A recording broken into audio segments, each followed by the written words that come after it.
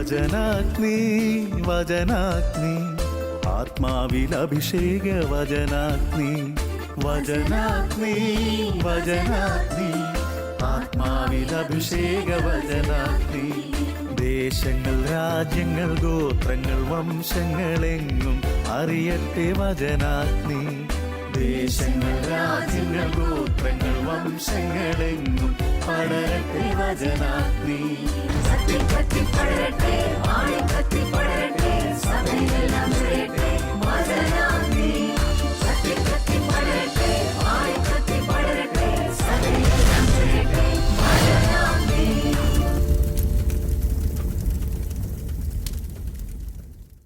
Hallelujah, praise the Lord.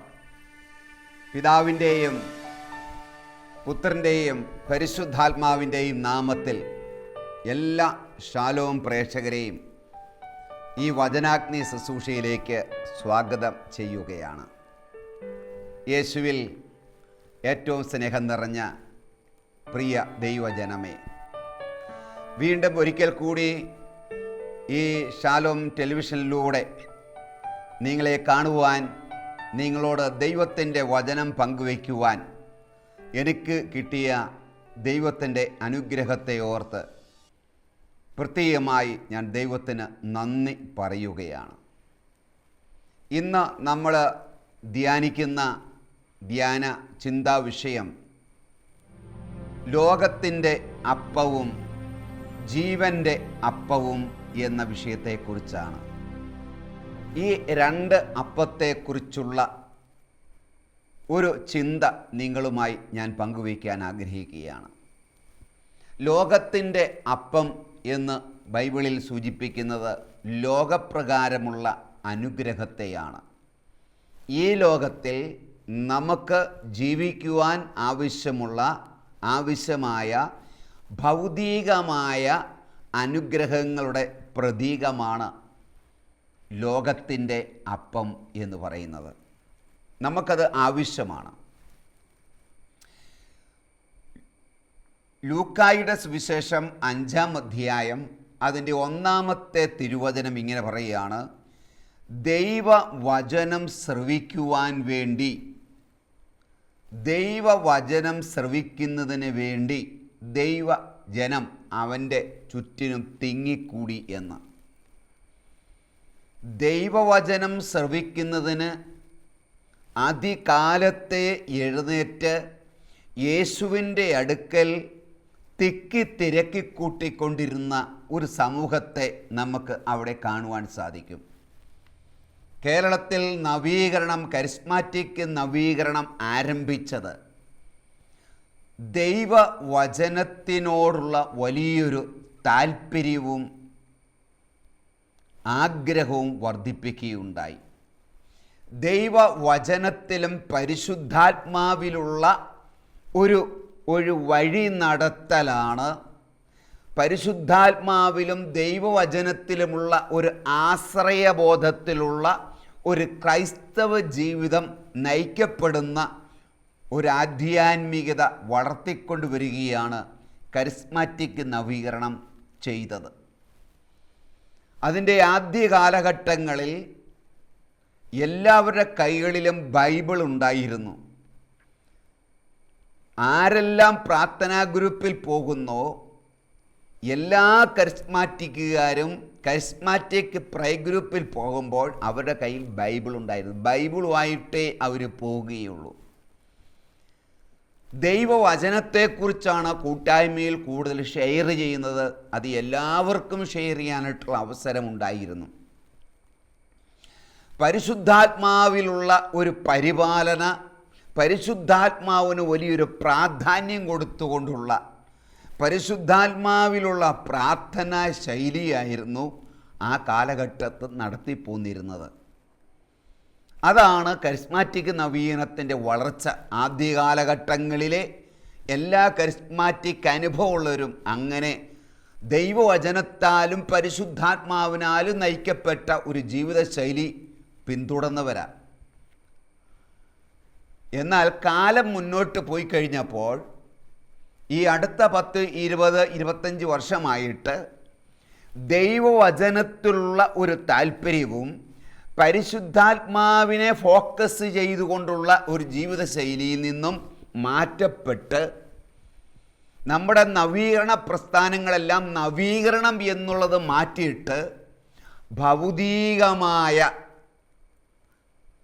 ആ ആവശ്യങ്ങളിൽ ലക്ഷ്യം വെച്ചുകൊണ്ട്, ഭൗതികമായ ആവശ്യങ്ങൾക്ക് പ്രാധാന്യം കൊടുത്തുകൊണ്ട് നമ്മുടെ വിഷയങ്ങളൊക്കെ ആ വിധത്തിൽ തിരിച്ചുവിടുകയും നമ്മുടെ പ്രാർത്ഥനകളും ആരാധനകളെല്ലാം ആ വിധത്തിൽ ഫോക്കസ് ചെയ്യപ്പെടുകയുണ്ടായി. അപ്പോൾ ആദ്യ കാലഘട്ടങ്ങളിൽ ദൈവത്തിൻ്റെ പരിശുദ്ധാത്മാവിനും ദൈവവചനത്തിനും പ്രാധാന്യം കൊടുത്തിരുന്ന നവീകരണ പ്രസ്ഥാനങ്ങൾ ഇന്ന് പല മേഖലകളിലേക്ക്, ഭൗതിക തലങ്ങളിലേക്ക് തിരിഞ്ഞതായി നമുക്ക് സൂക്ഷിച്ചു നോക്കിയാൽ കാണാനായിട്ട് പറ്റും. അതുകൊണ്ട് ഇന്ന് വ്യക്തികളിൽ പരിശുദ്ധാത്മാവിൻ്റെ ഒരു വഴിനടത്തലില്ല. നിത്യജീവനെക്കുറിച്ചുള്ള, മരണാനന്തര ജീവിതത്തെക്കുറിച്ചുള്ള, ആത്മരക്ഷയെക്കുറിച്ചുള്ള കാഴ്ചപ്പാടോ ചിന്താഗതികളോ സംസാര രീതികളോ പഠിപ്പിക്കലുകളോ ഇപ്പോൾ നടക്കുന്നില്ല. ഞാനിത് പറയുമ്പോൾ കാടടച്ച് ഞാൻ പറയുകയല്ല, പൊതുവേ ഉള്ള കാര്യം ഞാൻ പറയുകയാണ്. ഇതിൻ്റെ ഇടയ്ക്ക് സൂക്ഷിച്ചു നോക്കിയാൽ ചില ധ്യാനഗുരുക്കന്മാർ, ചിലർ നന്നായിട്ട് ദൈവവചനത്തിനും നിത്യജീവനും മാനസാന്തര ജീവിതത്തിനും ആത്മാവിലുള്ള നടത്തിപ്പിനും വേണ്ടി ഫോക്കസ് ചെയ്തുകൊണ്ട് ചിലർ ഇപ്പോഴും ശുശ്രൂഷ ചെയ്യുന്നുണ്ട്. എന്നാൽ പൊതുവേ പ്രിയമുള്ളവരെ, ഭൗതിക കാര്യങ്ങൾ സാധ്യമാക്കാൻ വേണ്ടിയിട്ട്, ഭൗതിക ആവശ്യങ്ങൾക്ക് വേണ്ടിയിട്ട് ഈ ഹല്ലേലൂയായും ഈ സ്തോത്രവും ഈ ധ്യാനങ്ങളും ഈ പരിപാടികളെല്ലാം മാറ്റപ്പെട്ടതായി നമുക്ക് കാണാൻ പറ്റും. അതുകൊണ്ട് പണ്ട് ഉണ്ടായിരുന്ന, അല്ലെങ്കിൽ 10, 30, 40, 50 വർഷങ്ങൾക്ക് ഉണ്ടായിരുന്ന ആ ക്വാളിറ്റി, ആ അഭിഷേകം, ആ ആധ്യാത്മിക വിശുദ്ധി ഇന്ന് നമുക്ക് കാണുവാനായിട്ട് സാധിക്കുന്നില്ല. നിത്യജീവനെക്കുറിച്ചുള്ള പ്രത്യാശ, അങ്ങനൊരു ചിന്ത പോലും ഇന്ന് ജീവജനത്തിനെക്കുറിച്ചില്ല. ഈ ലോകത്തിൽ എന്തെങ്കിലും നമുക്ക് പ്രാപിക്കണം, നേടിയെടുക്കണം, അതിന് വേറെ പോകാൻ വഴിയൊന്നുമില്ലെങ്കിൽ വലിയ ചെലവില്ലാതെ നമുക്ക് നമ്മുടെ ആവശ്യം നടക്കുന്നതിന് ഉള്ള ഉപാധിയാണ് ഇന്ന് ധ്യാന കേന്ദ്രങ്ങളോ കൺവെൻഷൻ സെൻറ്ററുകളോ തീർത്ഥാടന കേന്ദ്രങ്ങളോ ഊട്ടുനേർത്ത സ്ഥലങ്ങളോ ഉട്ടമ്പടി സ്ഥലങ്ങളോ ഒക്കെ ആയി മാറ്റപ്പെട്ടുകൊണ്ടിരിക്കുകയാണ്. ഇത് വലിയ ആത്മീയ ഭവിഷ്യത്തുകളിലേക്കാണ് പോകുന്നത് എന്ന് പറയാതിരിക്കാൻ പറ്റുകയില്ല. നമ്മൾ യേശുവിൻ്റെ ജീവിതത്തിലേക്ക് നമ്മൾ നോക്കുമ്പോൾ നമുക്ക് കാണാൻ പറ്റും, യേശുവിൻ്റെ അടുക്കൽ രോഗശാന്തിക്ക് വേണ്ടി അനേകർ കടന്നു വരുന്നുണ്ട്. രോഗശാന്തി മാത്രം പ്രതീക്ഷിച്ച്. അത് യോഹന്നാൻ്റെ സുവിശേഷം അതിൻ്റെ 6-ാം അധ്യായം 2-ാമത്തെ വാക്യത്തിൽ രോഗശാന്തിയും മറ്റു പല രോഗങ്ങൾക്ക് സൗഖ്യം കിട്ടാൻ വേണ്ടി അനേകർ യേശുവിൻ്റെ അടുക്കൽ കടന്നു വരുന്നു. വീണ്ടും മർക്കോസിൻ്റെ സുവിശേഷം 6-ാം അധ്യായം 34-ാമത്തെ തിരുവചനത്തിൽ ഇങ്ങനെയുള്ള ദൈവവചനം കേൾക്കാൻ വേണ്ടി ആദ്യം വന്നു, പിന്നെ രോഗശാന്തിക്ക് വേണ്ടിയിട്ട് ആൾക്കാർ ഫോക്കസ് ചെയ്യാൻ തുടങ്ങി. അപ്പോൾ അവശരായിരിക്കുന്ന രോഗികളെ കണ്ട്, പട്ടിണി കിടന്ന ഇങ്ങനെയുള്ള മക്കളെ കണ്ട് യേശു മനസ്സലിഞ്ഞു എന്ന് പറയുന്നുണ്ട്. യേശു മനസ്സലിവുള്ളവനാണ്. യേശു മനസ്സലിഞ്ഞ് അവരെ സുഖപ്പെടുത്തി എന്ന് പറയുന്നുണ്ട്. യേശു രോഗശാന്തി തരുന്നവനാ. യേശു നമ്മുടെ ജീവിതത്തിൽ സമാധാനം നൽകുന്നവനാണ്. കുടുംബത്തെ മുഴുവൻ രക്ഷയിലേക്ക് നയിക്കുന്നവനവന്. നമുക്ക് പാപത്തിൽ നിന്ന് വിടുതൽ നൽകുന്നവനാണ്. എല്ലാ മേഖലയിലും കർത്താവ് നമുക്ക് വിടുതൽ നൽകും. രോഗത്തിൽ നിന്ന് സൗഖ്യം തരുന്നവനവൻ. രോഗികളെ കണ്ട് മനസ്സലിഞ്ഞവനവൻ. ഇടയനില്ലാത്ത ആടുകളെ കണ്ട് മനസ്സലിഞ്ഞു എന്ന് മറ്റൊരു ഭാഗത്ത് നമുക്ക് തിരുവചനത്തിൽ കാണാൻ പറ്റും. മർക്കോസിൻ്റെ സുവിശേഷം 6-ാം അധ്യായം 34-ാമത്തെ വാക്യത്തിൽ മനസ്സലിഞ്ഞു. അപ്പോൾ യേശു ഒരു മനസ്സലിവുള്ളവനാണ്. അതുകൊണ്ട് തന്നെ അവൻ മനസ്സലിഞ്ഞ് കരുണ തോന്നി നമുക്ക് അനുഗ്രഹങ്ങൾ നൽകും, രോഗസൗഖ്യങ്ങൾ നൽകും, നമ്മുടെ കടബാധ്യതയിൽ നിന്ന് വിട്ടുതൽ നൽകും, കുടുംബത്തിൽ സമാധാനം അവിടെ നൽകും. എല്ലാ മേഖലയിലും നമുക്ക് അനുഗ്രഹം നൽകുന്നവനാണ്. അപ്പോൾ കുറേ കഴിഞ്ഞപ്പോൾ യേശുവിൻ്റെ അടുക്കൽ വരുന്നവർ ഇങ്ങനെ മാത്രം പ്രതീക്ഷിച്ച് വരാൻ തുടങ്ങി. ഇത് മാത്രം പ്രതീക്ഷിച്ച് വരാൻ തുടങ്ങി. ദൈവവചനം കേൾക്കാനായിട്ട് യേശുവിൻ്റെ അടുക്കൽ വന്ന അവർ സന്ധ്യ വരെയും വചനം കേട്ടുകൊണ്ടിരുന്നപ്പോൾ അവരോട് യേശുവിന് മനസ്സലിഞ്ഞ് അവർക്ക് രോഗശാന്തി യേശു കൊടുത്തു. മാത്രമല്ല, യേശു അവിടെ രോഗങ്ങളെ സുഖപ്പെടുത്തുക മാത്രമല്ല, അവർക്ക് ആഹാരം കൂടി കൊടുത്തു എന്ന് പറയുകയാണ്. അവരുടെ വയറും കൂടെ യേശു നിറച്ചു കൊടുത്തു. അതെവിടെയാണ് പറയുന്നത്? അത് യോഹന്നാൻ്റെ സുവിശേഷത്തിൽ 6-ാം അധ്യായത്തിൽ യേശു അപ്പം വർദ്ധിപ്പിക്കുന്നതായിട്ട് നമുക്ക് കാണാൻ പറ്റും. യേശു അവർക്ക് ആഹാരം കൊടുക്കുകയാണ്. 5 അപ്പം 5000 5000 പുരുഷന്മാർ മാത്രമെന്നാണ് പറയുന്നത്. പുരുഷന്മാർ മാത്രം 5000. അങ്ങനെയാണെങ്കിൽ ഇന്നത്തെ ആ രീതി വെച്ച് നോക്കുകയാണെങ്കിൽ അതിൻ്റെ ഇരട്ടി സ്ത്രീകൾ കാണും. ഒരു 10,000 സ്ത്രീകൾ കാണും. ഓരോ സ്ത്രീകളുടെ കൂടെ ഒരു 2 കുട്ടികൾ വെച്ച് കൂട്ടിക്ക് അപ്പോൾ 20,000. പുരുഷന്മാരെ കൂട്ടി 5, അപ്പോൾ 25,000. 25,000 പേർക്ക് യേശു ഭക്ഷണം കൊടുത്തു. അപ്പോൾ അവരുടെ രോഗങ്ങളെ സുഖപ്പെടുത്തുക മാത്രമല്ല, മനസ്സലിഞ്ഞ് അവർക്ക് ആഹാരം കൂടി യേശു കൊടുത്തു. അപ്പോൾ രോഗശാന്തിയും കിട്ടി, അവരുടെ വയറ് നിറച്ച് ആഹാരവും കിട്ടുന്ന ഒരു അവസ്ഥ സാഹചര്യം അവിടെ ഉണ്ടായപ്പോൾ പിറ്റേ ദിവസവും ആൾക്കാർ ഇതിനു വേണ്ടി തന്നെ വരാനായിട്ട് തുടങ്ങി. പിന്നെ വചനം കേൾക്കുന്നതിലല്ല അവർക്ക് താല്പര്യം, പിന്നെയോ അനുഗ്രഹം കിട്ടുന്നതില്ല, രോഗശാന്തി കിട്ടുന്നതില്ല, ആഹാരം അപ്പം കിട്ടുന്നതില്ല. ഇന്നും നമ്മുടെ പല മേഖലകളിലും നമ്മുടെ വിശ്വാസികൾ അങ്ങനെ ആയിപ്പോയി. വിശുദ്ധ കുർബാനയ്ക്ക് ജീവൻ്റെ അപ്പം സ്വീകരിക്കുന്നതിന് വലിയ പ്രാധാന്യമില്ല. യഥാർത്ഥ ആരാധനകളുടെ ആരാധനയായ വിശുദ്ധ കുർബാന, അതാണ് കത്തോലിക്ക സഭയിൽ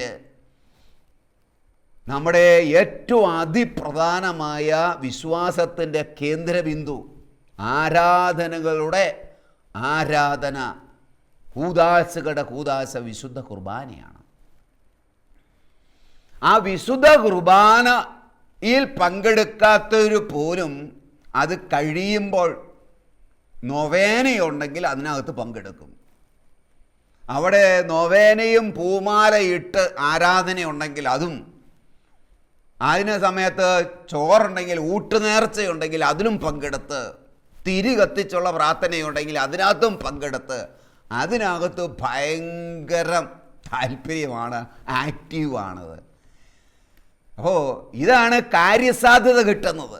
വിശുദ്ധ കുർബാനയിലൂടെ എന്നാ കിട്ടാനാ അല്ലേ?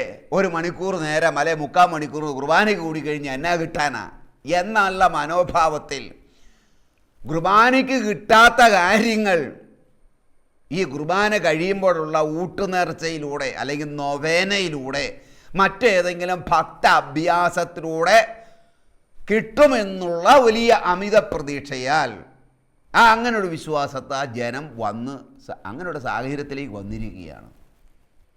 പോരെ? അപ്പോൾ കുർബാനയേക്കാൾ വലിയത് എന്താണ്?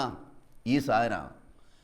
കുർബാനയ്ക്ക് കിട്ടാത്ത അനുഗ്രഹങ്ങൾ കൂടെ ഇതിനകത്തൂടെ കിട്ടും. മാത്രമല്ല, ഇങ്ങനെയുള്ളവരുടെ പേരൊക്കെ വിളിച്ചു പറയും. കുർബാനയിലൊന്നും വിളിച്ചു പറയല്ലോ, അനുഗ്രഹം കിട്ടിയവരുടെ പേരും അനുഗ്രഹം കിട്ടാനുള്ളവരുടെ അപേക്ഷകളെല്ലാം വിളിച്ചു പറയുന്നു. അപ്പോൾ ഇങ്ങനെയുള്ള സാഹചര്യങ്ങൾ നമ്മൾ സൃഷ്ടിക്കുന്നത് കൊണ്ട് അധികാരികൾ ഉണ്ടാക്കുന്നത് കൊണ്ട് ജനങ്ങൾ അതിലേക്ക് ആകർഷിക്കപ്പെടുകയാണ് ചെയ്യുന്നത്.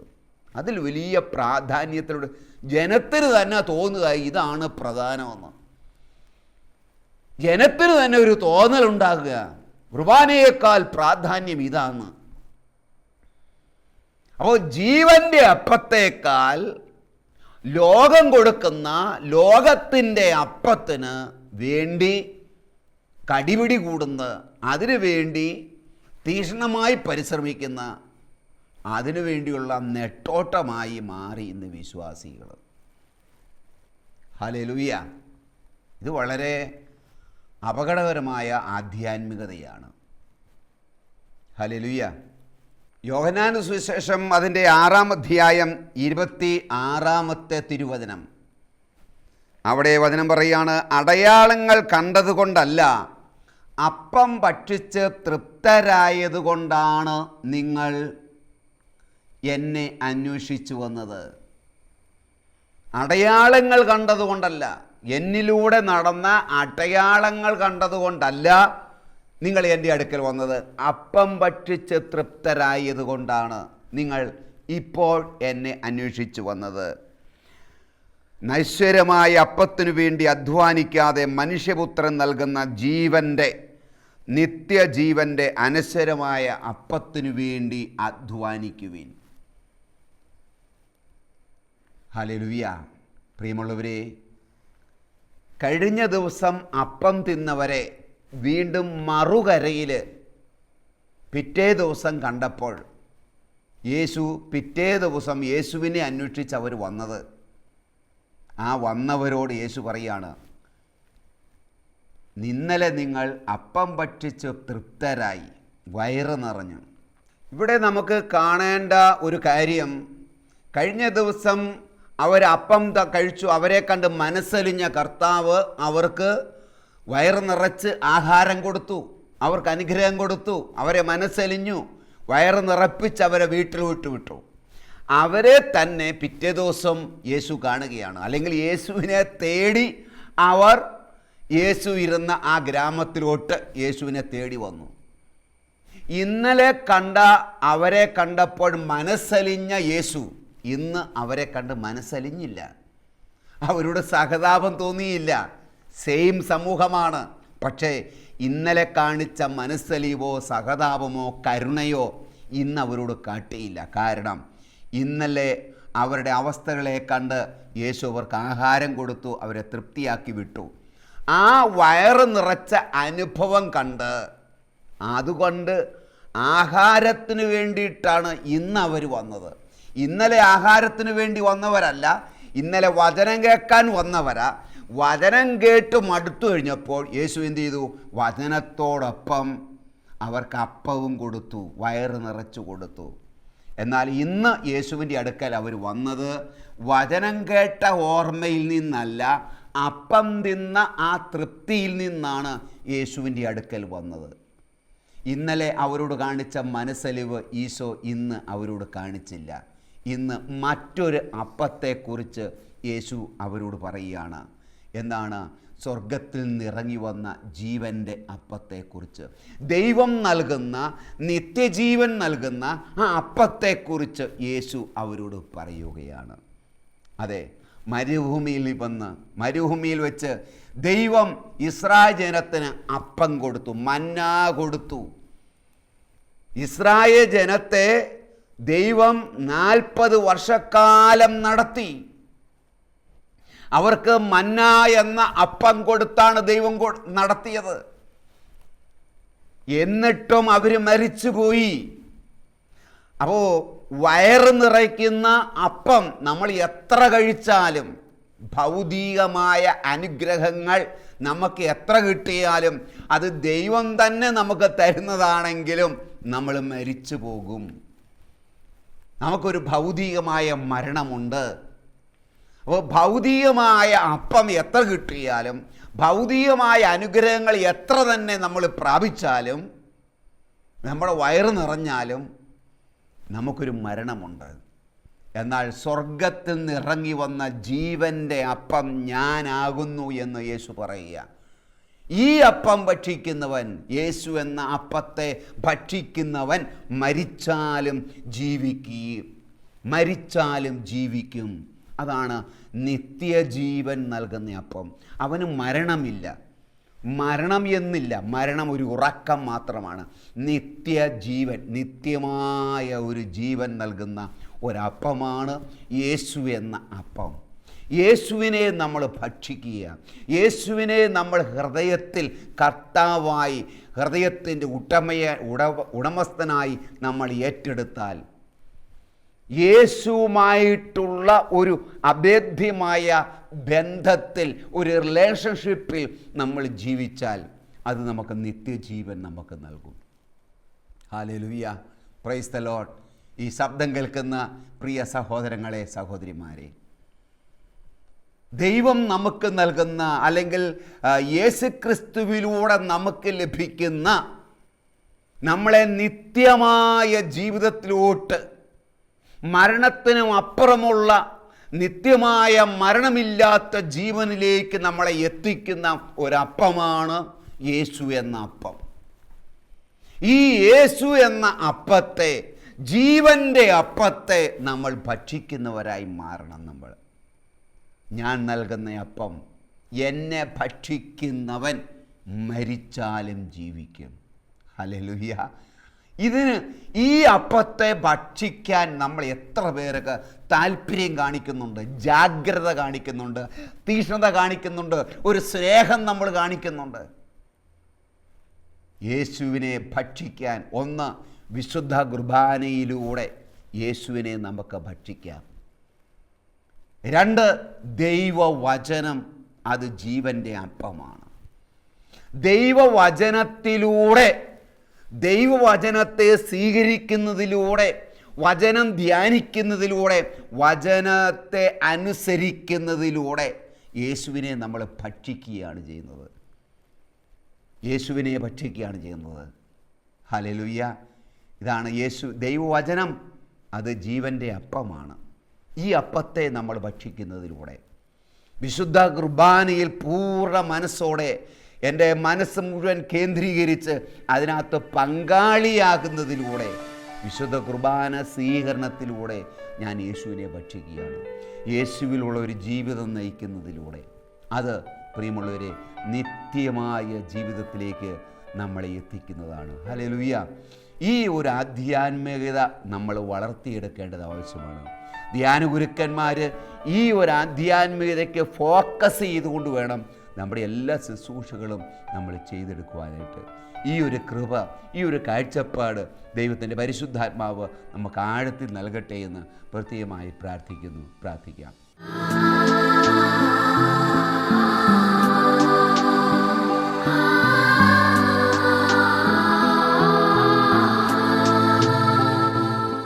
കനുവാന് സ്നേഹിതയുമായ നല്ല ദൈവമേ കർത്താവെ, നന്ദിയോടെ നിന്നെ സ്തുതിക്കുന്നു, ആരാധിക്കുന്നു, നന്ദി പറയുന്നു കർത്താവെ. നീ സ്വർഗത്തിൽ നിന്ന് ഇറങ്ങി വന്ന ജീവൻ്റെ അപ്പമാണല്ലോ കർത്താവെ.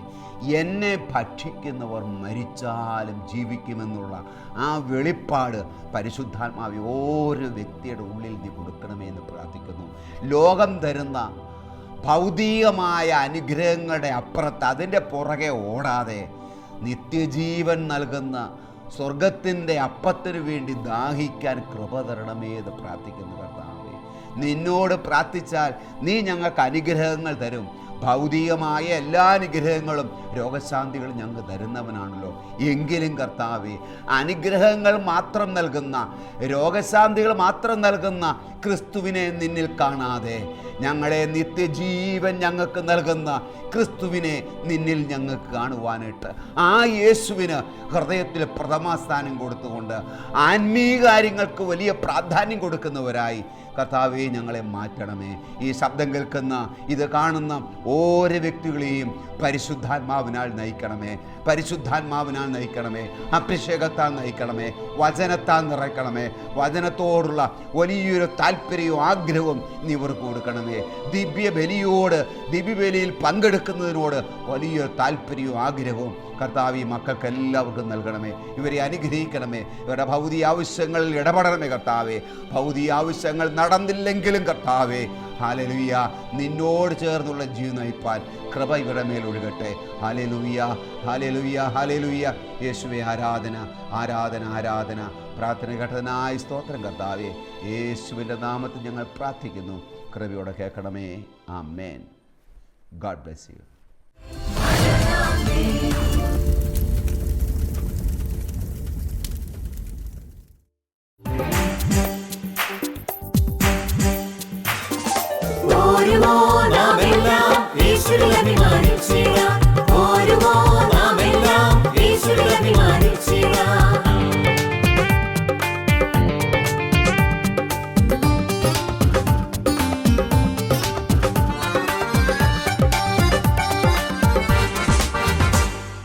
നമ്മുടെ നാഥൻ ഒലിവുമലയിൽ അന്ന് നൽകിയ മിഷൻ ദൂത് തലമുറ തലമുറ കൈമാറി കെടാതെ ഞങ്ങൾ ഘോഷിക്കും, കെടാതെ ഞങ്ങൾ ഘോഷിക്കും.